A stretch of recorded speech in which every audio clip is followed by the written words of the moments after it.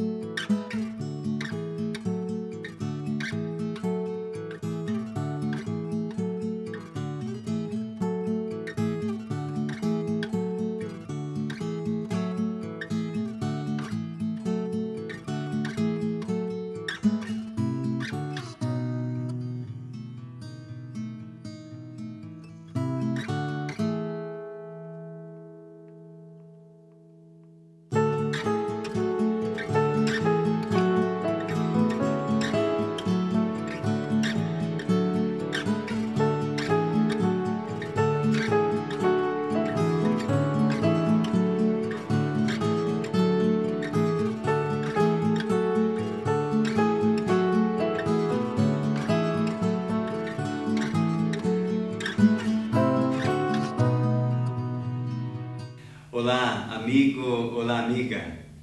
É bom acolhê-lo na paz, na graça, no amor de Deus, em Cristo Jesus revelado para nós em nossa vida. Diálogos Luteranos, é bom tê-lo aqui conosco nesse mês para mais uma reflexão a partir de temas atuais, temas importantes para a sua vida, para a minha vida, aquilo que de uma forma ou de outra nós queremos trazer como temas de debate e trazidos e refletidos a partir da visão luterana de fazer teologia. Meu nome é Eloir Weber, pastor da SLB, atuando na Comunidade do Salvador em Porto Alegre. Diálogos Luteranos é um programa que tem patrocínio da editora Sinodal e também apoio da Comunidade do Salvador em Porto Alegre. Eu trago como convidado de hoje o colega pastor Dr. Rudolf von Sinner. Rudolf von Sinner é teólogo, pastor da SLB, nascido na Suíça, já há 14 anos aqui no Brasil, graduado e doutorado na Universidade da Basileia, na Suíça, onde também é nascido. É professor aqui na Faculdade Zest há 12 anos já, e também na sua reflexão ele é líder do grupo de pesquisa de teologia pública em perspectiva latino-americana, com extensa bibliografia publicada nos seus campos de pesquisa, como teologia pública, bioética, hermenêutica, ecumênica e interreligiosa, doutrina da Trindade, pluralidade religiosa e laicidade do Estado. Que bom, pastor Dr. Rudolf von Sinner, que tu acolheste o convite de estar conosco. Seja bem-vindo. Muito obrigado, pastor Eloir. Muito bom dia para quem nos assiste aqui no programa. É um grande prazer poder estar com vocês hoje e fazer essa discussão. Nós estamos hoje aqui fazendo exatamente essa gravação no Instituto de Ética da Faculdade Zest, em São Leopoldo, um instituto no qual se discute temas da ética e também da relação com a sociedade e também com o ecossistema, uma casa totalmente adaptada com energias renováveis, um lugar muito bonito que vocês prepararam exatamente para debater e estudar assuntos relacionados à ética. Exatamente o programa Diálogos Luteranos de hoje quer trazer à tona um assunto que tem a ver contigo e comigo, com a vida de todos nós. Sabemos que nós vivemos num mundo com muitos avanços tecnológicos em todas as áreas. Talvez os mais visíveis, aqueles que no dia a dia a gente mais lida com eles, são os avanços nas áreas de comunicação. Mas certamente entre os avanços tecnológicos que mais nós festejamos e nos alegramos com eles, são os avanços na área da medicina. Muitas tecnologias novas a cada dia surgindo, formas de tratamento menos invasivas, tudo isso é muito bom. Mas sabemos ao mesmo tempo que nem todos têm acesso a essas tecnologias. E a classificação para saber quem tem ou não acesso a essas tecnologias, geralmente ela se dá quem tem condições financeiras, sociais, econômicas e quem não tem. A igreja ela precisa refletir sobre toda essa questão dos avanços tecnológicos na medicina. E a bioética e também a teologia está exatamente para refletir, à luz do Evangelho de Cristo, temas como esse. E este vai ser o tema do programa de hoje. À luz da bioética, à luz da teologia, vamos refletir sobre avanços tecnológicos na área da medicina. Para isso está conosco então o colega pastor Dr. Rudolf Fonsina. Professor Fonsina, poderíamos tentar definir quais são os limites que a teologia e a ética elas devem estabelecer em relação aos avanços tecnológicos na área da medicina especificamente?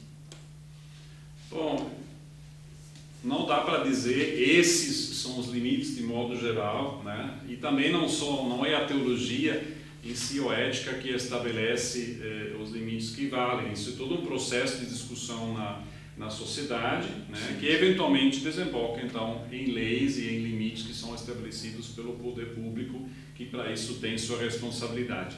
Nós podemos e devemos, contudo, questionar quais são avanços tecnológicos que de fato servem à vida, né? Bioética, a própria palavra já diz que é ética pela vida, e ela quer preservar o quê? A vida das pessoas, a vida dos animais, a vida da natureza como um todo, né? Da qual fazemos parte no nosso ecossistema, na nossa casa, né? O ecossistema está dentro de eco, e onde estamos interrelacionados com todos esses outros seres.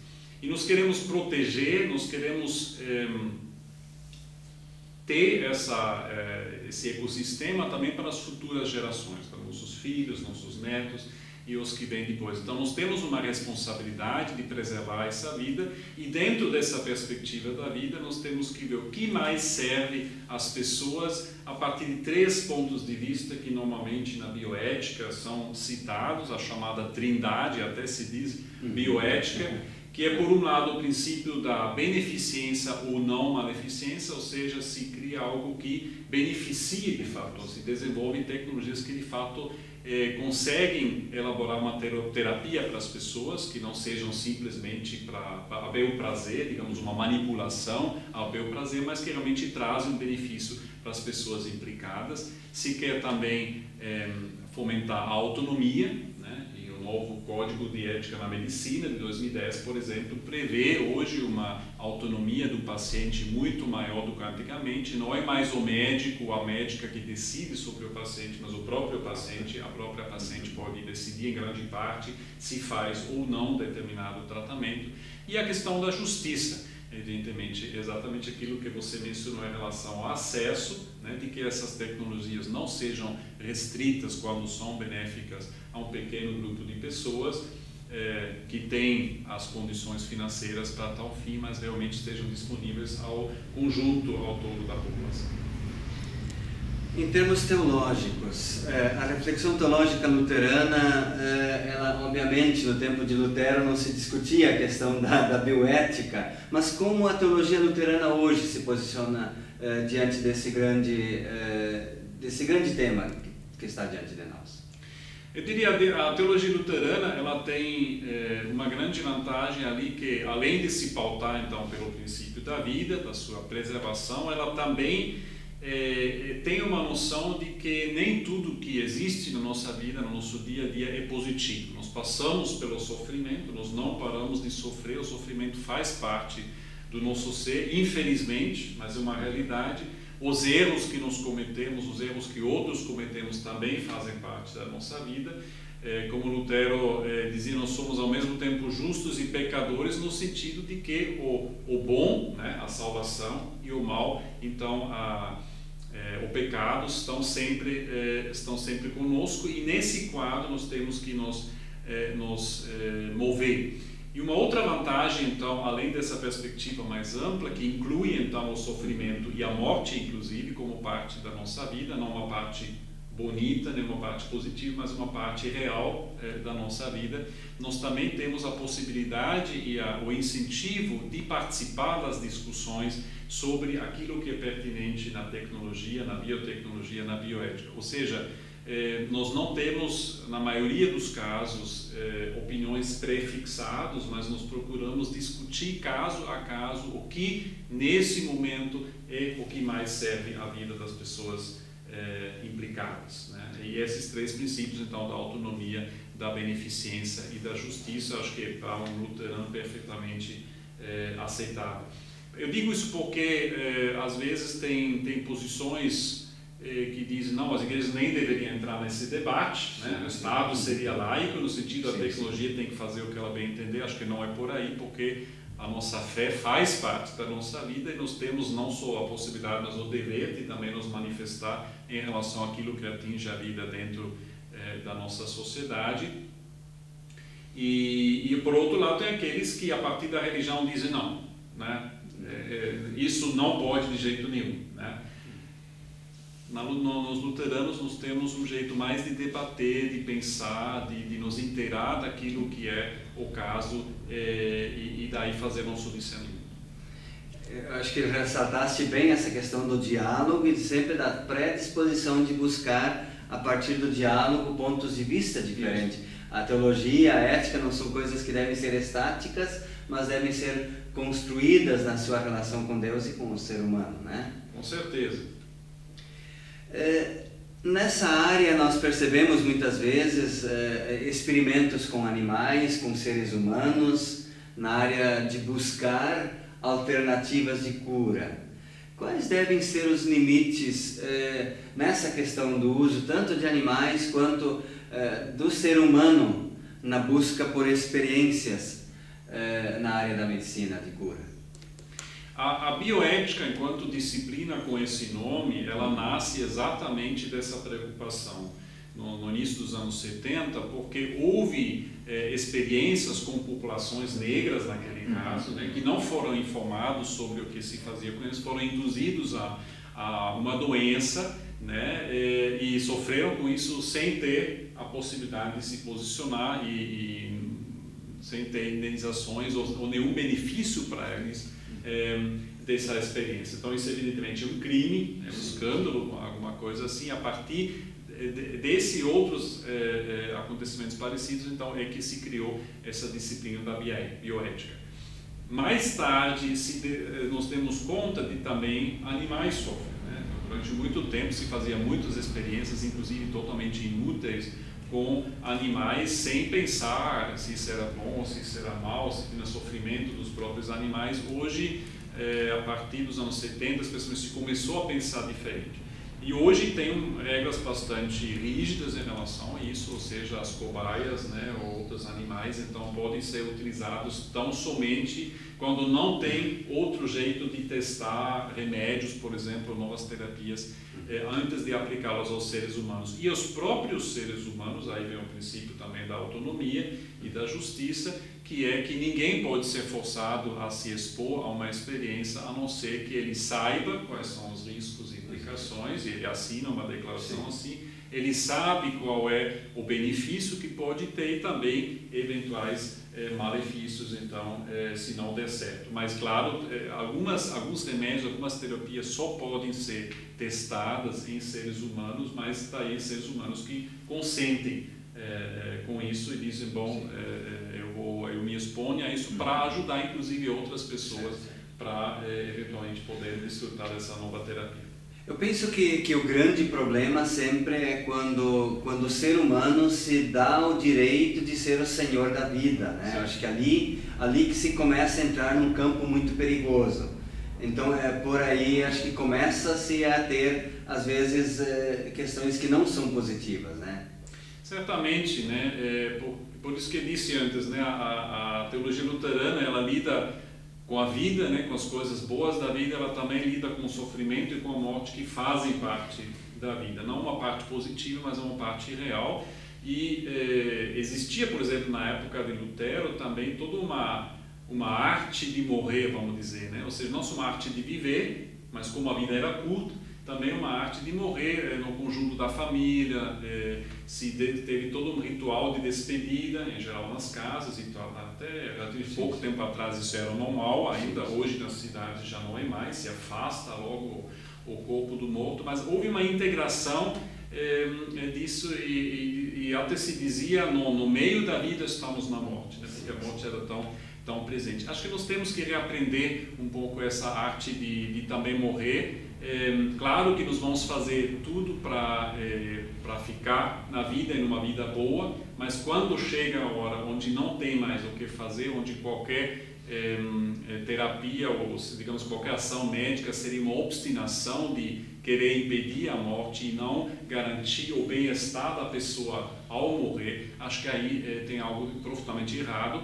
onde a tradição luterana e outras tradições podem ajudar para ver isso numa visão mais ampla, dizer também como nos acompanhamos a morte digna é importante, não só como lidamos com a vida digna. E aí qualquer obstinação, quanto por parte do médico, quanto por parte da pessoa, ou qualquer ideia que algumas pessoas têm, que eu vou me deixar congelar, por exemplo, né, para daí, quando tivermos a possibilidade, eu viver quase que eternamente, acho que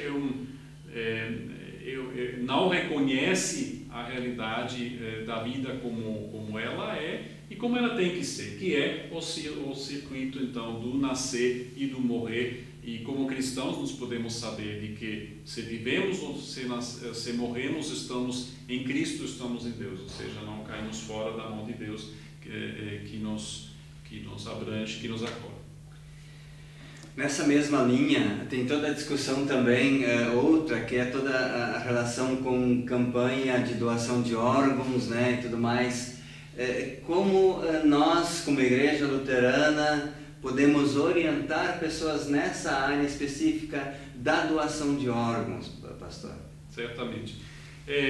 Eu acho que, como luteranos, né, poderíamos ou até deveríamos ser totalmente a favor dessas campanhas e apoiá-las.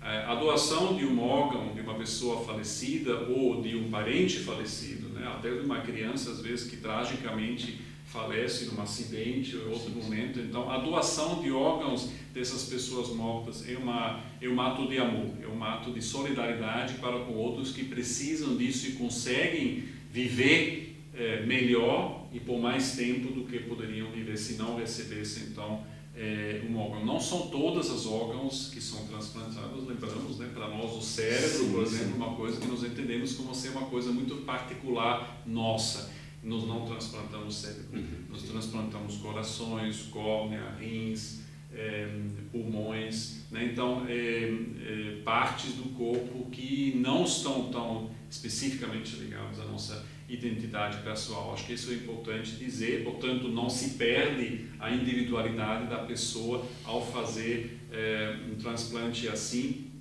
Também não perdemos a integralidade do nosso corpo ao passar para o reino de Deus. Acho que isso para pessoas também é uma preocupação. Nós podemos dizer com Paulo, né, de que nós vamos ter nosso corpo transformado. Ou seja, não temos a ideia no cristianismo, no luteranismo, de que haja uma separação de corpo e alma. Nós somos uma entidade em conjunto que pertence corpo e alma, mas nosso corpo vai ser transformado ao entrar no reino de Deus. E, portanto, acho que não precisamos ter nenhuma preocupação quanto à falta de determinados órgãos do nosso corpo já falecido. Isso não vai nos prejudicar de modo algum na vida eterna, e bem ao contrário, nós ainda podemos dizer, ainda ao morrer ou depois do morrer, fizemos algo de bem para outras pessoas que disso precisam. Então, eu me junto com muitos outros às campanhas de doação de órgãos. Nós sabemos que a demanda é muito grande e a disponibilidade de órgãos é pouca. Então, quem puder, quem se dispor, certamente faz algo que está amparado para a nossa fé cristã e luterana. Olhar para o sofrimento de tantas pessoas que necessitam de um órgão novo para continuar a vida e continuar a ter esperança na vida. Acho que esse é fundamental olhar, né? Exatamente. E o Brasil tem uma política em si, também pelo SUS, né, então, de financiamento de transplantes que é exemplar, eu diria, em relação a muitos outros países, ela é muito boa. Então vamos também fazer nossa parte para que isso se torne realidade e que pessoas que estão com um altíssimo grau de sofrimento então possam ter esse sofrimento aliviado, possam continuar a vida da melhor forma. Tem toda uma discussão na área de células-tronco. Como o senhor vê essa questão em relação a tratamentos alternativos com células-tronco, né? Eu sei que são duas formas de ver isso, tanto em fetos quanto de órgãos que se reproduzem, né? Como lidar com isso, né? Eu diria assim, a sempre tem que se eticamente preferir aquilo que é menos problemático em relação àquilo que é mais problemático. Certamente é muito menos problemático eticamente e também praticamente de utilizar células-tronco adultas, que vêm então do cordão umbilical, né, que apesar de chamarmos adultos, né, já são desenvolvidas, ou da medula óssea, né, que então na mesma pessoa de quem são tirados podem fazer curas em determinados órgãos. Por exemplo, o Hospital São Lucas da PUC de Rio Grande do Sul já está bem avançado em tratamento de recuperação de movimentos na mão e em outros órgãos. Então isso não tem eticamente nenhum problema. O uso de células-tronco embrionárias, que são em tese as mais potentes, ou seja, tem mais opções de se transformar em vários tecidos e órgãos do corpo, é complicado, porque os embriões são destruídos, né, para ganhar essas células, que é eticamente problemático, e além disso, até hoje não temos nenhuma terapia desenvolvida a partir dessas linhas, porque como você vai dizer a essa célula em que ela tem que se transformar, né? Você não consegue controlar, ela pode se tornar um tumor, por exemplo, em vez de um músculo, que é aquilo que você quer. Então lá estamos muito longe de achar reais soluções, enquanto o desenvolvimento da pesquisa sobre células-tronco adultas, que eticamente é muito menos problemático, já está bem avançado e já está mostrando muito bons resultados. Então aí de fato eu faria essa diferença e diria células-tronco embrionárias só em último caso, né, quando de fato for claro que não há outro jeito de chegar a determinadas curas do que por isso, mas sempre se prefira o uso de células-tronco adultas que são eticamente não problemáticas. Queridos amigos do programa Diálogos Luteranos, como podemos ver, é um assunto que é muito amplo e pelo qual nós não temos como terminá-lo hoje. E obviamente vamos voltar a conversar sobre ele. Enquanto isso, eu só lembro que na editora Sinodal nós temos o livro do Rudolf von Sinner, Confiança e Convivência, que trabalha exatamente reflexões éticas e ecumênicas, né? Toda essa linha da reflexão ética. Temos na editora Sinodal do Euler Westphal, Ciência e Bioética, um olhar teológico, exatamente dentro do tema que nós conversamos. E o livro do Gottfried Brackemeyer, são todos pastores da nossa ISLB, Ciência ou Religião, quem vai conduzir a história? Rudolf, queres trazer uma mensagem ainda para os nossos espectadores? Então faça isso. Que bom que estás conosco. Muito obrigado então pela atenção, por acompanhar esse programa. Duas coisas, né? O Deus é um Deus da vida e a ética, né? Nossa postura e nossa ação, então dentro de uma ética da vida tem que fazer isso evidente, né? Que Deus é um Deus de amor para as pessoas e quer que nós tenhamos vida e nós temos a vida em abundância. E a segunda coisa, para que isso aconteça em relação aos desafios da bioética, da ética na medicina, na saúde, não fujamos das perguntas e das questões e discussões complicadas. Vamos nos jogar por dentro e vamos fazer realmente a discussão até o fim, até acharmos não agora, estamos com uma postura que podemos, tanto a partir da nossa fé, quanto diante dos desafios de hoje, da sociedade, das pessoas, possamos assinar embaixo. Então não fujamos, apesar de ser complexo e difícil, não fujamos disso, mas assumamos a nossa responsabilidade. Desejo que possamos fazer. Desejo que a paz, a graça, o amor de Deus esteja contigo em tua vida. Estivemos hoje no Instituto de Ética da Faculdade Zest, falando exatamente sobre o tema da bioética. Continuemos assim a nossa reflexão e que Deus da vida possa nos abençoar agora e todos os dias. Amém.